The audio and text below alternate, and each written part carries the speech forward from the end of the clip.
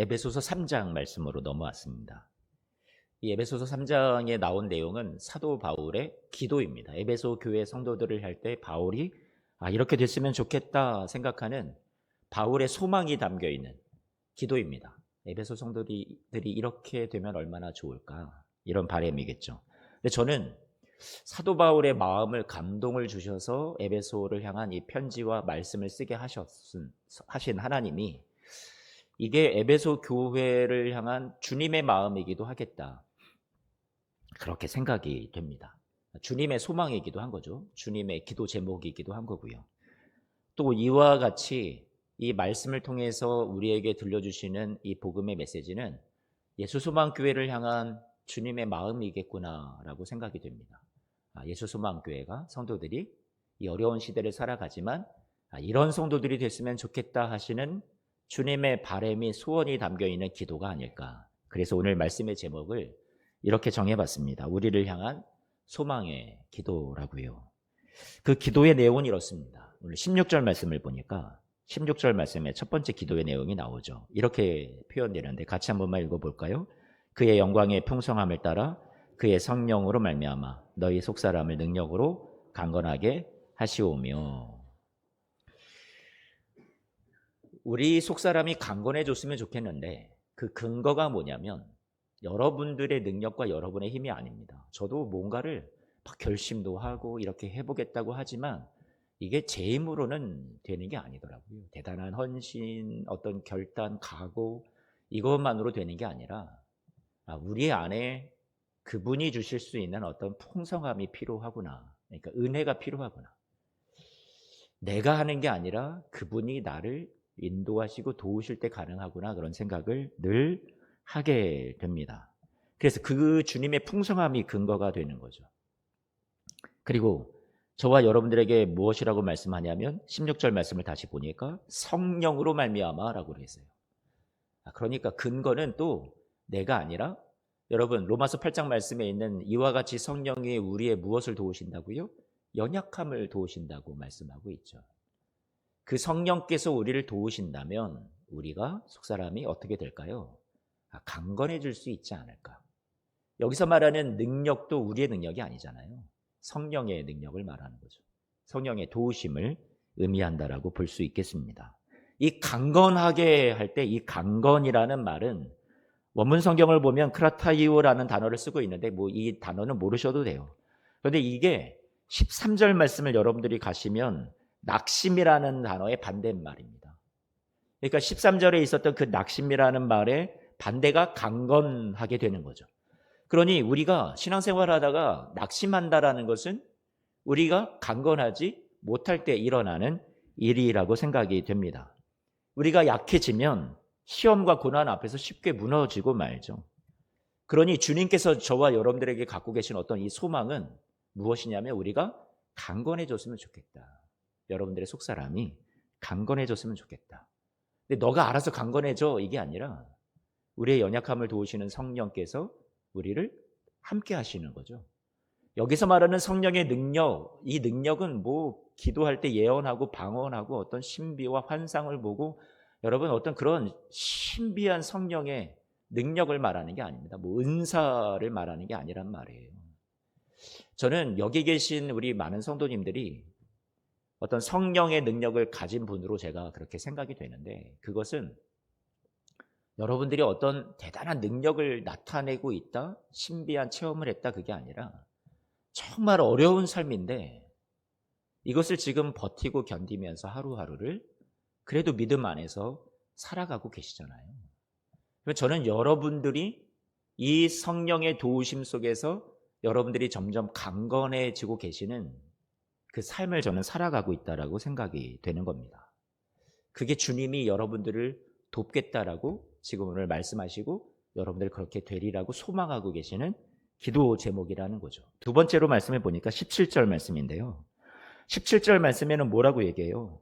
믿음으로 말미암아 그리스도께서 너희 마음에 어떻게 해요? 계시게 하시옵고.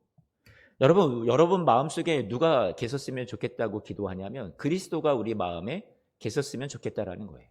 에베소 교인들은 분명히 예수님을 믿었던 사람들이고 믿는 사람들이라면 예수님이 그 안에 계시다라는 것은 당연한 것 아닌가요? 그런데 왜 또 바울은 그리스도가 너희 마음에 계셨으면 좋겠다 얘기하는 걸까요?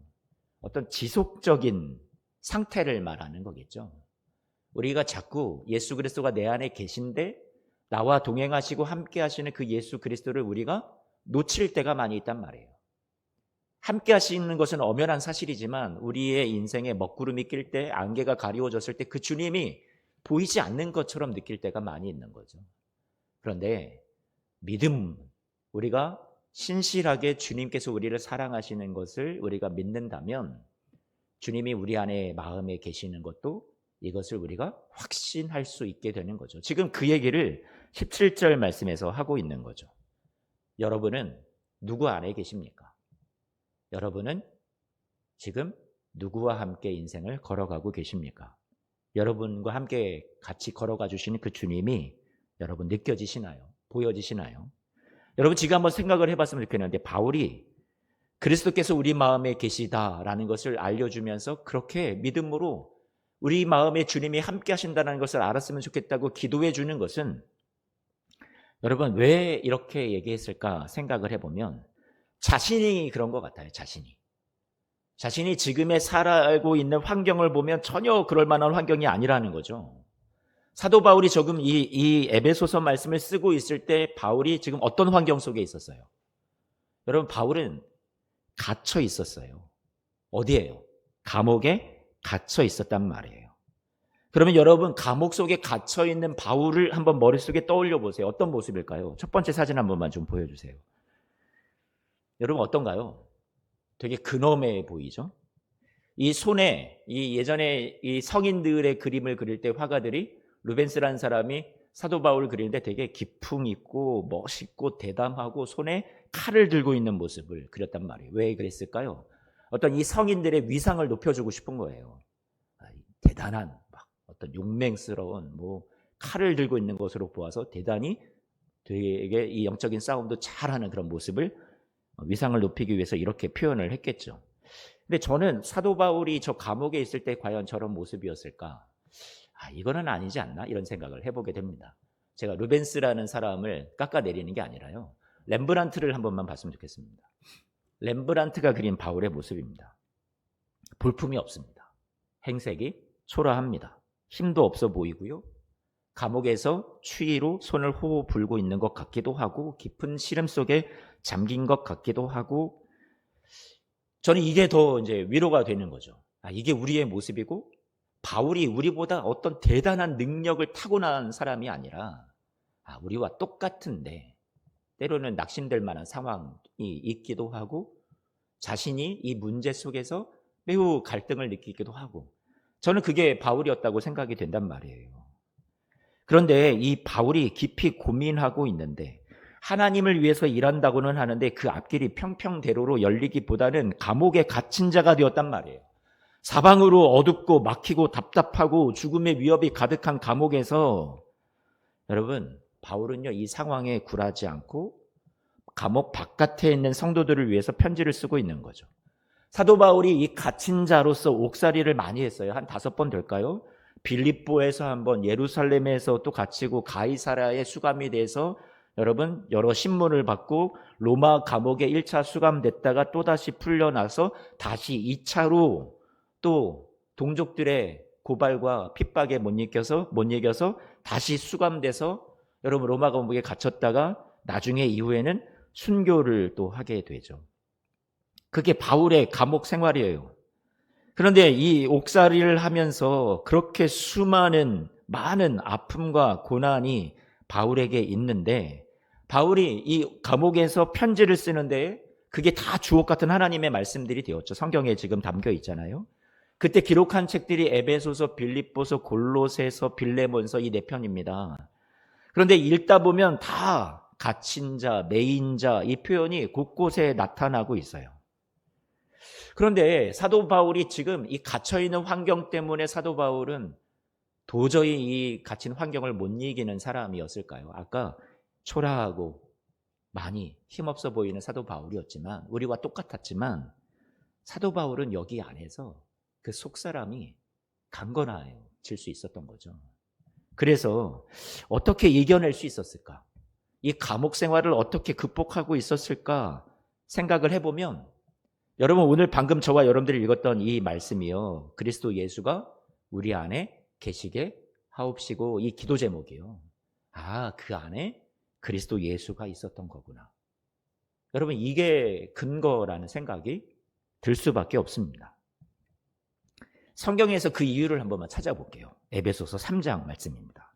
에베소서 3장 같이 성경을 볼까요? 3장 1절 말씀인데요. 같이 한번 읽어봅니다.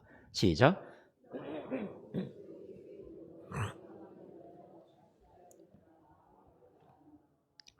여러분 그리스도 예수의 일로 열심히 복음을 위해서 수고했는데, 그러면 좋은 게 와야죠. 형통이 와야죠. 어떤 편안한 어떤 그런 큰 교회 목회자가 돼서 여러분 걱정 없이 그냥 살아가야죠. 그런데 그게 아니잖아요. 그리스도 예수의 일로 또 복음을 알지 못하는 이방 사람들을 위해서 그렇게 맨맞고 헐벗고 굶주리고 죽음의 위협을 다 뚫고 그렇게 애썼건만 결과는 뭐예요? 갇힌 자 된 바울이라고 말하고 있어요. 그런데 이게 이중적인 의미 표현이 있는데, 갇혔다고 하니까 우리는 감옥이라고 당연히 머릿속에 금방 떠올리겠죠. 3장 1절 말씀에 갇힌 자 된 바울, 환경은 물론 갇혀 있었습니다. 그런데 이게 원문 성경을 보면 좀 달라요. 쉽게 이제 영어 성경을 잠깐만 봤으면 좋겠는데, 죄송해요. 영어를 잠깐 쉽게 한 번만 설명드려 보겠습니다. 영어 성경을 좀 띄워주시면, NIV 영어 성경을 보면 이렇게 표현하고 있습니다. 바울이 갇혀 있는데 이게 감옥이라는 환경에 갇혀 있다고 표현한 게 아니라 The Prisoner of Christ Jesus라고 되어 있습니다. 지금 바울이 표현하는 건 나는 그리스도 예수 안에 갇혔다 이렇게 표현하는 겁니다. 나는 그리스도 예수 안에 지금 포로로 갇혀 있는 거다. 감옥에 갇혀 있다라고 고백하기보다 진짜 자신을 가두고 있는 것은 이 눈에 보이는 감옥이 아니라는 거예요. 그것이 결코 나를 가둬둘 수 없다라고 사도 바울은 생각했던 거죠. 진짜 자신의 인생을 포로로 붙잡고 가두듯이 마치 그 사랑의 포로로 주님의 사랑에서 벗어날 수 없다라는, 아무리 세상에 어려운 일이 있고 환경이 자신을 꽁꽁 가두고 있어도 이것이 나를 어찌할 수 없다. 왜? 나는 그리스도의 사랑이 나를 포로로 붙잡고 나를 가두고 있기 때문에 여기에서 나는 벗어날 수 없다라고. 마침내 그리스도의 사랑이 세상에 나를 붙잡고 있는 환경보다 그 사랑이 나를 이긴다라고 사도 바울은 확신했던 거죠. 사도 바울은 로마가 자신을 가두었어도, 환경이 자신을 속박했어도, 배고픔과 헐벗음과 메마름과 난파와 추위와 동족들의 배신과 그 모든 것들이 결코 자신을 가둬놓고 낙심과 절망으로 가져갈 수 없었고, 자신을 그렇게 가둘 수 없었노라고 고백하는 거예요. 나는 그리스도 예수 안에 갇혀있는 사랑의 포로입니다. 이렇게 고백했던 거죠.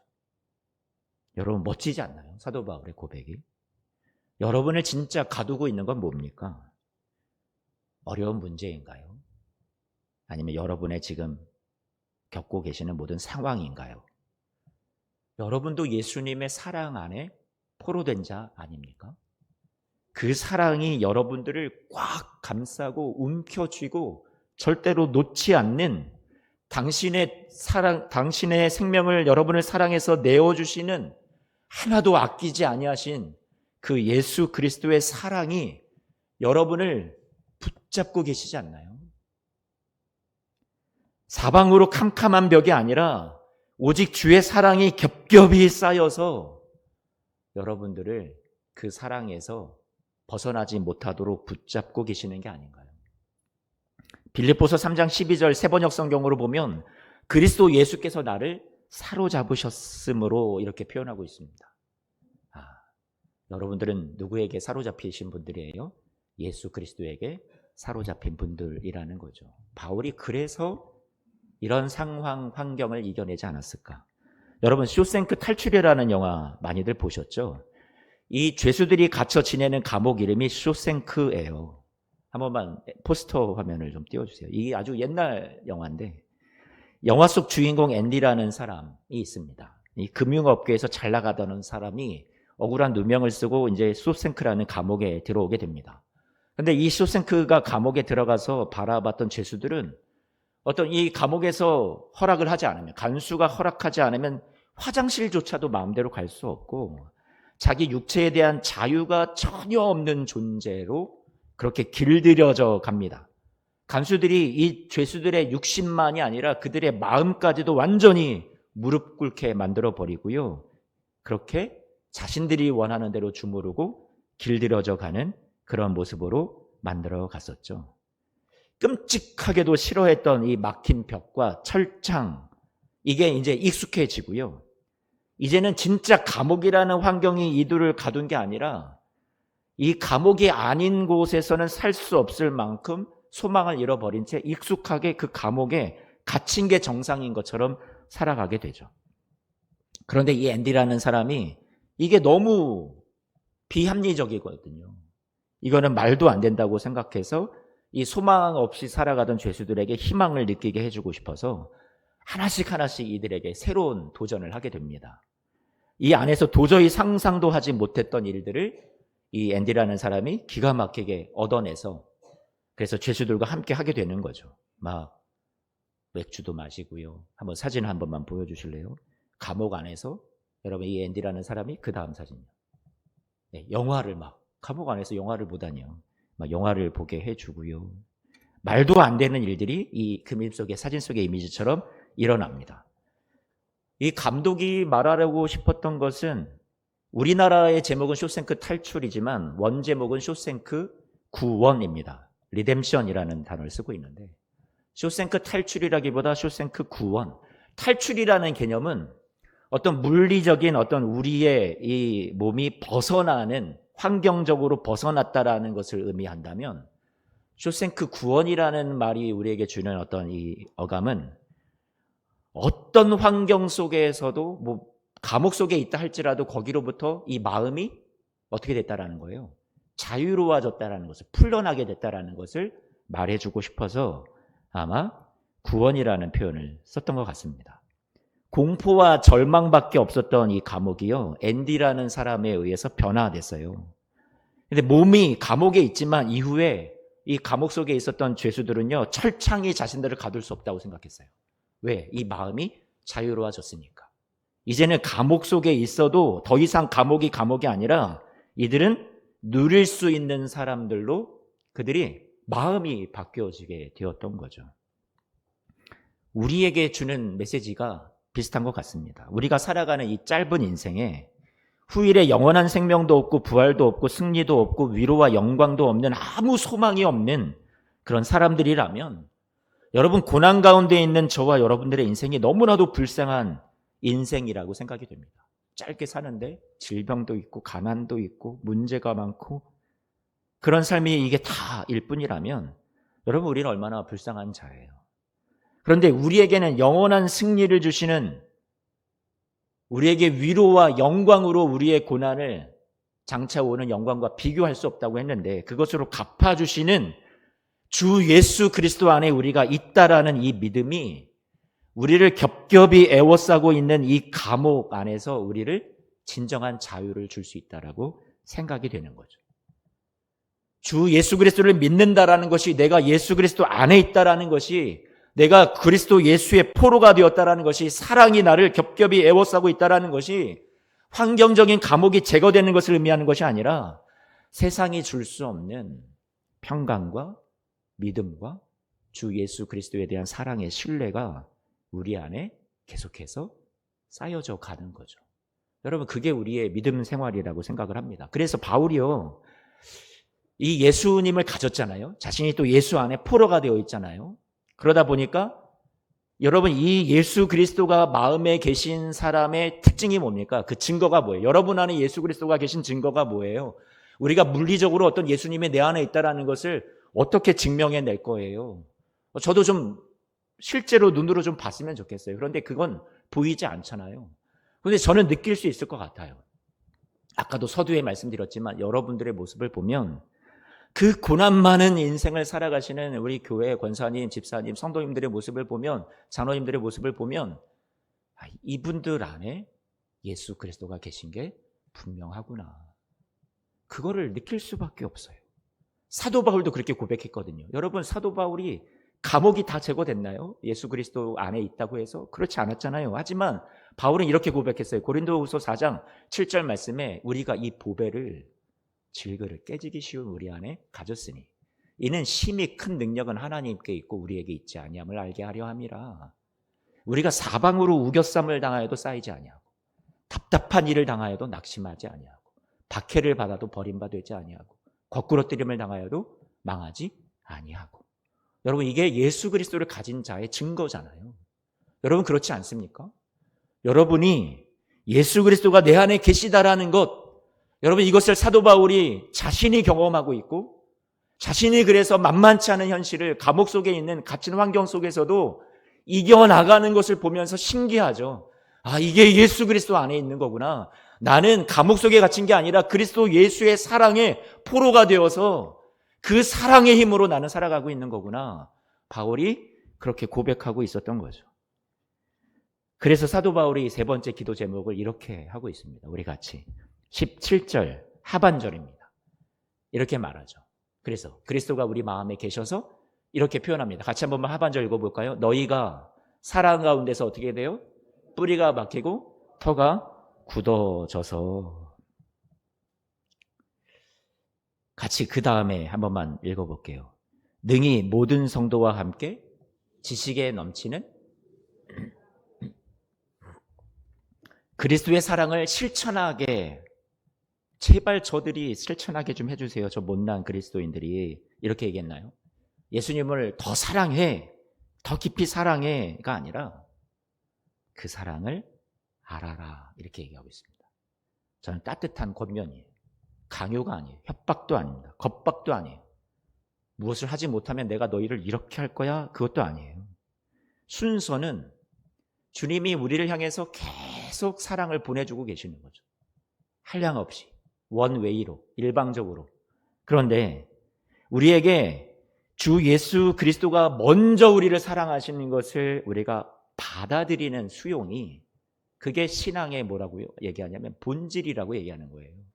우리 차원에서 무언가를 자꾸 들어야 된다라고 생각하는 우리의 신앙의 이 강박이 신앙의 본질, 너 열심, 더 헌신, 이게 아니라 주님은 우리에게 계속 당신이 우리에게 부어주시는 그 사랑을 받았으면 좋겠다 말씀하시는 거죠.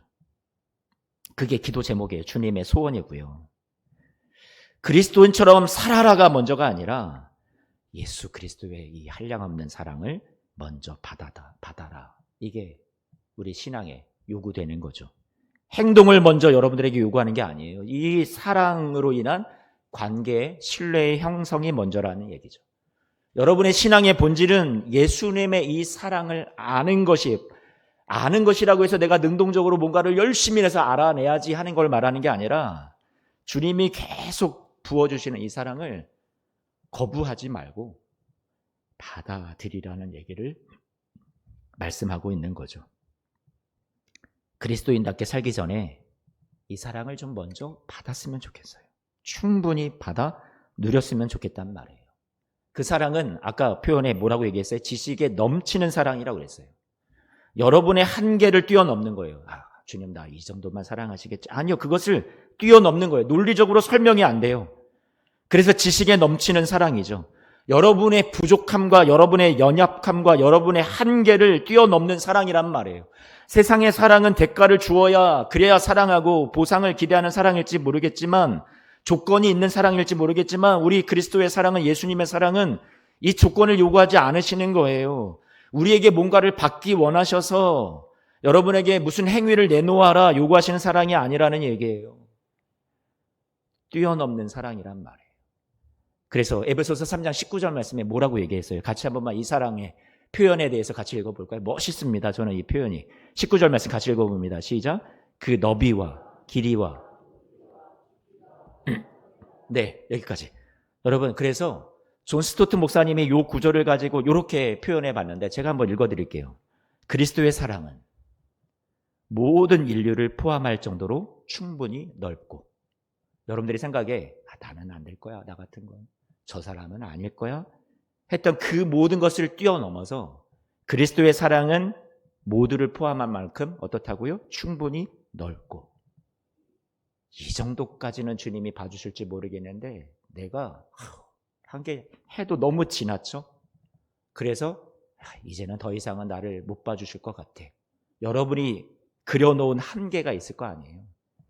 나 같은 게 무슨 이제는 아니야, 자격이 없어 했던 그 여러분이 지었던 그 한계의 길이를 여러분 뛰어넘는 거죠. 그래서 이렇게 목사님이, 존 스토트 목사님 이렇게 표현했어요. 그리스도의 사랑은 영원토록 계속될 만큼 충분히 길고, 가장 타락한 죄인에게 도달할 만큼 충분히 깊고, 그를 하늘로 올려 하늘나라의 백성으로 세울 만큼 충분히 높다.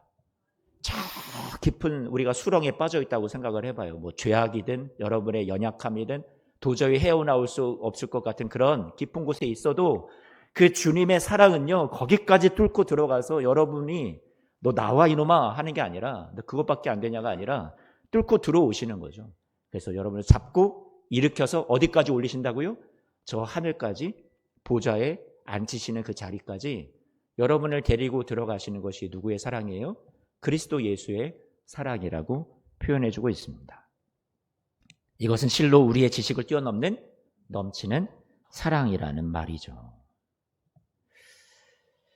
뭐 한 번의 예배나 집회 뭐 이런 것으로 여러분 어떤 설교를 제가 뭐 잘했다고 해서 여러분들이 변화가 될 수 있을까요? 아니라고 생각이 됩니다. 단번에 예배, 단번에 우리의 헌신, 감정의 변화 이런 것으로는 안 된다고 생각이 돼요. 오래 걸리겠죠. 목회자가 전하는 어떤 설득과 논리로도 다 표현이 안 될, 여러분 예수 그리스도의 이 충만하신 우리의 한계를 뛰어넘는 사랑을 저와 여러분들이 받아들이기만 한다면 이 사랑이 여러분에게 동력이 된다고 생각이 돼요. 저는 우리 신앙생활이 주님의 협박이 아니라 두려움을 조장해서 우리를 막 공포를, 너 이러면 심판받고 이러면 복 못 받아, 벌 받아 하는 게 아니라 사랑이 우리를 움직인다고 생각을 합니다. 이 사랑이 강력하게 여러분들을 뒷받침하고 지지해서 우리의 삶을 이끌어가 주시는 거죠. 이 사랑에, 그래서 사도 바울이 뭐라고요? 뿌리를 깊이 내리고 터가 굳어져야 된다고 얘기하고 있어요. 어떤 시험이 와도 세찬 비바람이 몰아쳐도 흔들리지 않을 수 있는 것은 우리가 이 사랑에 뿌리를 내릴 때 가능하다라는 거죠. 주님의 사랑이 여러분의 신앙의 근간이에요. 이게 기초란 말이에요. 내 결심과 내 결단이 아니란 말이에요. 내 의지, 내 의도 아니에요. 주님의 사랑이 여러분들이 실패한 자리에서 다시 돌아올 수 있는 근간이 되는 거예요. 토대가 되는 거예요. 여러분들이 부족하고 연약하고 죄가 많아도 여러분들이 인생의 어려운 문제 속에서 낙심하고 절망했어도 오뚜기처럼 다시 일어날 수 있는 그 기본이 무엇이냐면, 일어설 수 있는 토대는 이 사랑이라는 거예요. 그래서 사도 바울이 뭐라고 고백했어요? 이 사랑으로, 워낙 그리스도의 사랑이 막 이 가슴 속에 자꾸 느껴지니까 이렇게 그는 확신 속에서 분명하게 고백합니다. 로마서 8장 37절 말씀입니다. 함께 읽어볼까요? 같이 읽습니다. 시작. 그러나 이 모든 일에 우리를 사랑하시는 이로 말미암아 우리가 어떻게 해요? 넉넉히 이긴다고요. 19절 말씀입니다. 그 다음 기도가 나오죠. 19절 말씀. 그래서 그 너비와 깊이, 길이와 높이와 깊이가 어떠함을 깨달아 어떻게 얘기하고 있어요? 하나님의 모든 충만하신 것으로. 여러분, 우리는 하나님의 충만한 것으로 우리가 무엇인가를 채움받는다라는 이 표현을, 여기 충만하신 것으로 할 때 이 것으로 하는 이 단어가 원문을 보면 에이스라는 전치사를 쓰고 있는데, 이 에이스라는 단어를 어떻게 표현할 수 있냐면 도구로 생각해서 그 하나님이 가진 충만하신 것으로 나를 채운다, 이런 의미로 우리가 생각을 할지 모르겠는데, 원문을 정확하게 번역을 하다 보면 하나님의 충만하신 그 자리까지가 되는 겁니다. 그러니까 하나님의 충만하신 것이 도구가 돼서 with, 그것을 가지고, 이런 의미가 아니라 unto죠. 거기까지, 하나님의 충만하심까지 주님이 저와 여러분들을 채워가신다라는 거예요. 자, 이 말은 우리의 인생이 하나님이 가지고 있는 것 중에 일부를, 그분은 다 가지신 분이니까, 우리에게 무엇을 줄 수 있는 분이니까, 하나님 저 이게 필요해요, 하나님 이것도 주세요 해서 그것을 조금씩 우리에게 채워주시는 그 정도의 채움이 아니라, 그분이 주시는 것을 우리가 조금씩 받다가 이 세상에서 주는 어떤 환경적인 나음과 형통과 성공을 채움받는 그 정도 수준을 말하는 게 아니라, 여러분들은 하늘나라 갈 때까지 우리는 스스로 채울 수 없는 우리의 부족함과 우리의 자격 없음과 우리의 연약함과 우리가 이 세상에 그 어떤 것도 우리의 행복을 채워줄 수 없는, 만족을 누릴 수 없는 이 세상이라는 것을 우리가 잘 압니다. 그리고 그러다가 우리는 하나님 나라 가겠죠. 죄가 있는 채로, 부족한 채로, 더 헌신하지 못한 채로, 이런 내가 자격이 있을까? 자격도 부족한 채로. 그런데 하나님 나라 가면 저와 여러분들을 무엇이 채워주신다고요? 하나님의 충만하심이 여러분들에게 어떻게 되는 거예요? 다 채워진다라는 것을 말씀해 주고 있습니다. 여러분, 이게 복음이란 말이에요. 내가 살아가면서 누더기 옷을 입고 여러 못난 모습만 보이다가 아마 우리의 인생의 마지막 순간이 올지 모르겠습니다. 우리의 구원의 출발도 예수 그리스도의 전적인 은혜에서 자격과 이유를 보지 않고 우리를 구원하신 그분이 인생의 마지막에 여러분들의 입술의 고백, 여러분의 지나온 삶의 행위에 따라서 여러분들을, 나는 너를 이 천국에 들여보내고 너는 안 보내, 이런 기준을, 여러분의 행실과 자격을 다시 따지신다면 저는 그것은 복음이 아니라고 생각이 됩니다.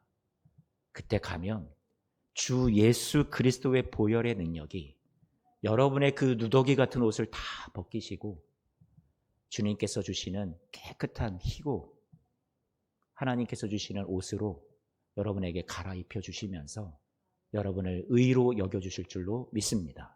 그것이 우리가 받게 될 구원이고 충만함이라는 말이에요.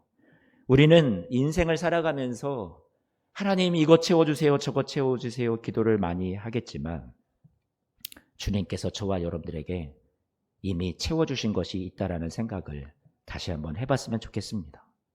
에베소서 2장 6절 7절 말씀에 이렇게 표현합니다. 또 함께 일으키사 그리스도 예수 안에서 함께 하늘에 앉히시니 이는 그리스도 예수 안에서 우리에게 자비하심으로써 그 은혜의 지극히 풍성함을, 이렇게 에베소서 2장 6절 7절 말씀은 얘기하고 있습니다. 여기서 풍성함을 우리에게 채워주시는데 그리스도 예수 안에서요. 이게 뭘까요? 여러분에게 채워주시는 이 풍성함이 같은 단어를 오늘 3장 말씀에 이 말씀과 같이 쓰고 있는데요. 여러분, 무엇으로 채워주신다는 표현일까요? 6절 말씀, 여러분 성경을 한 번만 봐주세요. 이 말씀만 읽고 마치겠습니다. 에베소서 2장 6절 말씀입니다. 또 함께 일으키사, 어떻게 해요? 그리스도 예수 안에서 함께 어디에 앉히셨다고요? 하늘에 앉히셨다고. 여러분, 이게 지극히 풍성한 주님이 저와 여러분들을 채우시는 은혜입니다. 에베소 교인들은 당장에 그들의 행실요, 그들의 자격이요, 아직 주님 앞에 명함도 못 내밀 수준이었습니다. 그런데 사도 바울이 얘기하는 것은 그 주님의 자비하심으로써 내려주시는 은혜의 지극히 풍성함이 이들을 일으켰대요. 승리자로 세우셨다는 거예요. 세상에서 쓰러지고 넘어지는 존재가 아니라 주님이 여러분들을 그 풍성하신 은혜로 어떻게 채워서 여러분들이 이미 일으켜진 존재라는 거예요. 부활 승리가 예수님의 것만이 아니라 여러분도 일으켜서 사망의 권세가, 죄의 권세가 이길 수 없는 이미 승리자로 만들어주셨다라는 거예요. 여러분을 일으키시는 승리뿐만이 아니라 그리스도 예수 안에서 함께 하늘에 어떻게 하셨다고요? 앉혀주셨대요. 이것이 저와 여러분들의 지금의 우리의 정체성이고 우리의 모습입니다. 여러분의 상태라는 말이에요. 여러분, 우리는 이러한 풍성한 은혜를 이미 받고 누리고 있는 자들이라는 거죠. 사도 바울은 자기가 경험한 것들을 지금 말하고 있습니다.